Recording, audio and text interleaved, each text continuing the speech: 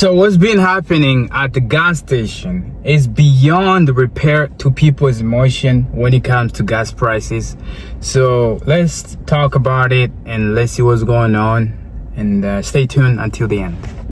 So tell me why I'm at the gas pump somewhere in Alabama and my cards just declined, and then I get notifications asking me, is this fraud? Because it's $226, and they're like, nah, like that's not normal, because you swipe your card and it puts $1 hold on it. So my bank is like, that don't look right. So they declined the charge. Then I was like, but I didn't know that was the reason why. So then I pick a different one, and I'm like, maybe it's something with the pump. Maybe I'm gonna have to go inside. I look at that card too, $226 hold. Now, I'm sure I have a text message in the middle of doing this. It's gonna ask me if this is fraud or not. But I go inside and I'm like, what the hell is going on? Because I got two different banks flagging me at this point for fraud. And I said no, because no, $226. It's a $1 hold. But this is a pilot. This is a pilot gas station, and they said Buc-ee's does it too. What? Y'all putting $226 holds on people's cards? And the lady in there that works there, she's like, yeah, every time I go to get gas, it puts $175 hold on mine. Excuse the fuck out of me? Y'all just dealing with this down here? Is anybody not talking about this? I'm glad that my bank flagged it and said, no, we're not going to authorize the charge, because what? Nah, yo, it's getting crazy. It's getting crazy. This is wild. It is wild how much gas stations are putting as a temporary hold when you fill up your tank. Like, I'm filling up right now, and they put a $100 temporary hold on my card. Like, in a way, it takes me $100 to fill up this tank. I'm sure for some people it does, especially with how expensive things are. But I went a couple weeks ago, and I could not believe it said $125 hold, and then you gotta wait for it to fall off, and it just makes me think of poor people, because I remember there was a time where any transaction, I had to check my bank account to make sure I had it. There were times I had $20 in that account. I'd be like, okay, I gotta put $10 and then in the tank, and $10 to last me till my next paycheck, and it just makes me think of those people. I'm sure they're probably going in, but did they have to learn the hard way? Is it because they found out by tapping their card, expecting to maybe put a $50 hold, only to have it do $125, $100 overdraft, then have to pay back these big banks fees? Like, that's insane. I think that's excessive. I really do. Like, why? That's a lot.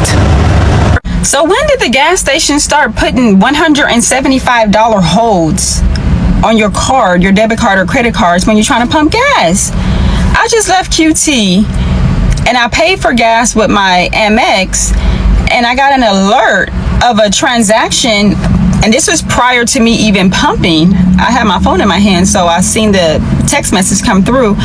Why did they put a $175 hold on my card when I only got $72 worth of gas? It only cost $72, not only because that was expensive, because I just paid damn near $5 a gallon for gas here in Atlanta.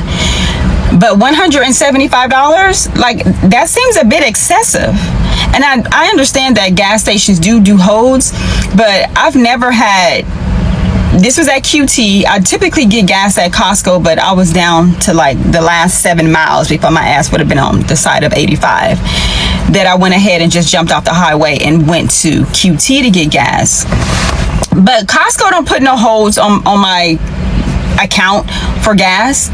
I just thought $175 was a bit excessive, especially when I only needed under $100 worth of gas to fill up my tank. And I understand they don't know that, but $175 plus the $72 in gas that I actually received, like, that's wild to me. That's insane. Have y'all seen these ridiculous numbers with holds on y'all account? Is this something that's new because of the oil shortage that we're encountering right now, which ultimately impacts gas? Or is this something that has always been and I've just been oblivious to it? It done happened again. So remember I told y'all last week I got gas at Shell and they didn't charge my card the correct amount of gas. They charged it $150, okay, which says pending. Anyway, I got that back. But I just went to Sunco and they took out $80 and something, not the amount that I got gas So I went inside and I asked for my receipt, and I was like, what's up with this? And he was like, oh, your bank is doing it. So I called my bank. The bank is not doing it. The gas stations are doing it. The bank suggested going inside and using your debit card and making a payment that way. I ain't never in my life, okay? This has never happened to me before in life. And it's happened twice in I think I'm gonna start paying for gas in cash only, because it's too many incidences of these gas stations scamming people out of money after they use their card. So y'all gonna get cash out of me. That's what y'all gonna get. I need to know why gas stations are putting holds on my card for $125 or $250 at some gas stations. Whose car is taking $250 worth of gas? Who has a car that's using? Look, come on, be realistic. So my last $200 is being held captive by a grocery store in Texas. Brookshire's is what it's called. All because I used a pay at the pump at the gas station, at their gas station, because I get off work at 6:30 in the morning. They were not open, and I needed gas. So now I have to wait 2 to 3 days, business days, today is Sunday, to get my $200 back, all because I paid at the pump. How freaking stupid is that? I know I've talked to people. I am just on here venting. Why in the world would a company keep all the money that a person has on their card for a small amount of gas? I am freaking livid. I am trying not to cuss because today is Sunday and I didn't go to church this morning. $196 is being held captive by a grocery store. $196 for 3 days at the most that I cannot use. And that's all that I have. People that swipe their debit cards at the gas pump are super soldiers, because I feel like if I put my debit card in that gas pump, I gotta get on the phone with my bank talking about I need a new card replacement, because there's too many scammers out here. That's some dangerous level activity to participate in. And then not only that, when you swipe your card at the gas pump, all you're trying to do is get like $20, $30. Why the fuck do you have to take $500 out of my account talking about we need to verify funds? What are we filling up, Megatron? There's no reason why I need to be a billionaire to get fucking gas. And then y'all want to take 24 hours to give the money back. I will forever be happy going inside, paying cash or giving the teller my debit card that way. I will never put my bank account information into a goddamn pump ever. I'm a fraud analyst for a bank, and here's something you probably didn't know about how banking systems work. Whenever you insert or swipe your debit card at the gas pump, they put a pre-authorization hold on your debit card so that way the gas station knows that you have enough money in your account to pay for the gas that you're buying. It's not a hold that the bank is putting on the account. Your banking institution knows that you have enough money. They're not the one worried about it. It's the gas station that wants to make sure that they get paid and you don't just drive off with your gas. So if your card gets declined at the gas pump, it's more than likely because the gas station thinks you don't have enough money to pay for the gas you're going to put in your car. It's best to just go and pay inside anyway, and you'll avoid this problem, but also it helps you avoid fraud. It's best to just pay with cash anyway to help protect yourself.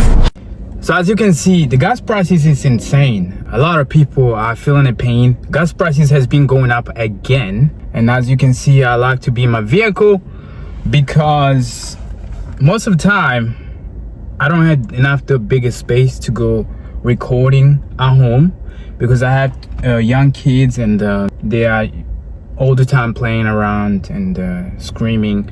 So guys, I do this to make video in the vehicle because you guys can be able to get great audio. And then also in vehicle, it is the best time to record in your vehicle than any other place. The sound recording, everything is wonderful. I love it. And also I get to give him space. I get to give him my family space to be not have to recording at home. So when I'm at home, I get to spend time focus on my family. So me being in a car helped me a lot.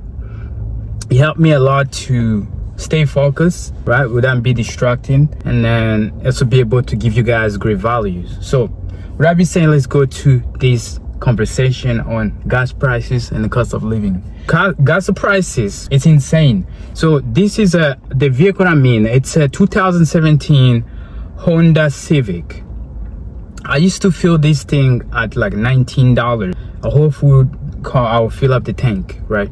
Now, to fill up the tank, it cost me $38. That's insane, guys. That is insane increased. So if you seen this, you are not alone. If you think the gas price is insane, you are not alone. You are not crazy. It's very expensive now. And then we all assume that it's all due to the war. The war is causing the prices go up. The tariff is causing prices go up. So somebody have to pay the price when all this said and done, right?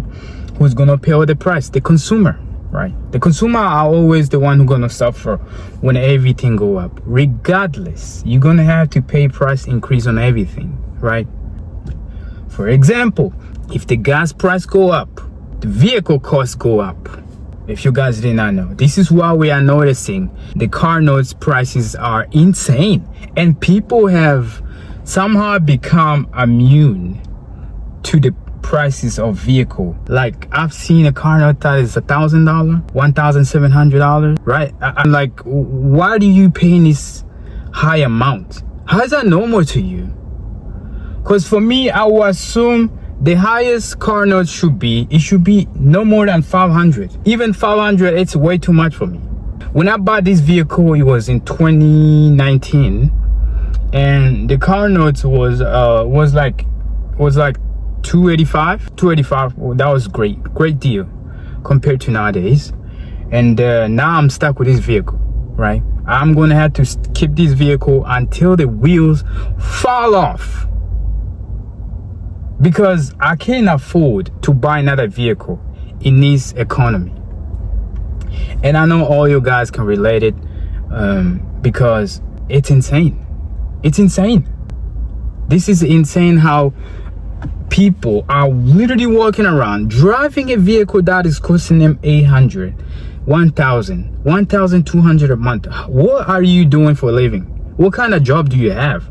Because I assume you guys are lawyers, doctors, right? That don't mean nothing to you. You know, fly like a pilots, those high paying jobs that pay you 10,000, 15 grand or 20 grand a month. That's why it will make sense you to have that kind of car note. But no, you know, a lot of people, they just going by how they feel, or because they're in a rush, because like as I was saying, it could be any reason people do spend that kind of money on buying these expensive car notes. You do not need to buy these kind of car notes. I know that it feels good to have a vehicle that have a CarPlay, a vehicle that have backup cameras.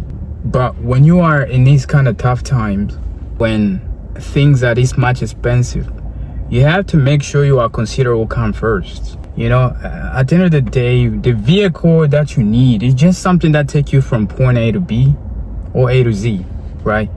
From home to work, home to the grocery, or go visit family. There's a lot of vehicles that are very, very cheap on the Facebook market. All you need to do is to find a very cheap Facebook market car, the one that like mom and pops kind of deals, right? Those old people, they usually sell the 1990 something vehicles. Those are very great vehicles. They can last you a lifetime. Just take them to the mechanic, make sure the vehicle runs and safe to drive, and buy it for cash. $3,000, $5,000. Instead of you going to spend 30 grand, 40 grand that you do not have. Yeah, bank are willing to lend you the money, but you're gonna struggle to make car notes, and they're gonna end up repossess the vehicle, and now you are losing all your money.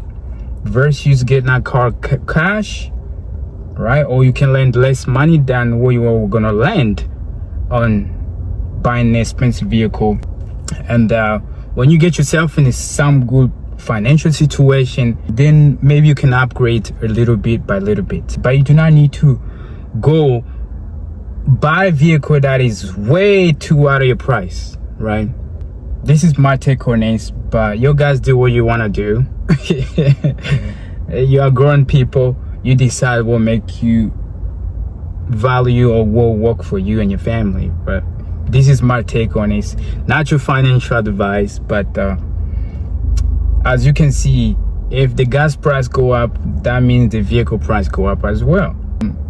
If you have your vehicle and you're thinking I want to go trade it in to get you a new vehicle, stick with your vehicle. If it's paid off, especially, because it is better off you having a car note to put that money in your pocket.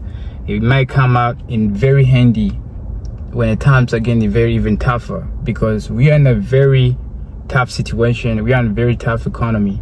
Things are getting harder day by day, every month and every year. So if you can be able to pocket that extra 200, 300, 500 a month, it is a great deal. It is a huge progress. Because if you know, guys, now it's probably 82% of American living paycheck to paycheck. If you can be with a one of them who get to make it out of it, you get to save 200, 300. It's gonna be a huge change to you and your family life. Because a lot of us here, we are running on negative. We are running on negative, which means you can take home 3,000, 4,000, and your life expenses cost you about $5,000. So that means every month you're going down in debt. So if you get to live a lifestyle that you live cheaply, and you get to have some positive leftover money, it is a great thing. But anyway, guys, I'll be talking for a while. Please like, subscribe to my channel, and I will see you on the next one.